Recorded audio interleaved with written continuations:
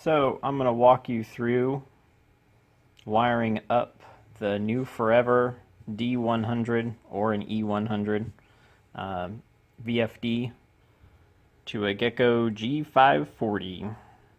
And not much online on actual wiring to get to run the spindle through Mach3.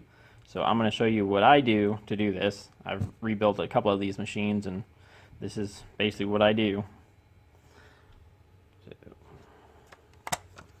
So here I have the pinout that is on the Gecko. Alright, then I've got my sheet for what my pins are. And how I wire it is I have a cheat sheet. That's what I do. Probably more wires than I need, but it seems to work. So over here I have the 12 volt, which is the fifth one over. So this one here, it goes to 9. And then the lower comm goes to 12. So it's basically grounding. And then, which one is that? The 2. Yeah. So that's the fourth one over.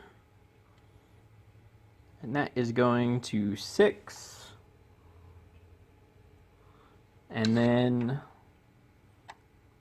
I got the top comm, so that's the fifth one over on top. That's going to 7. And then the X2 is going to 6. And then the X1 I have going to 5.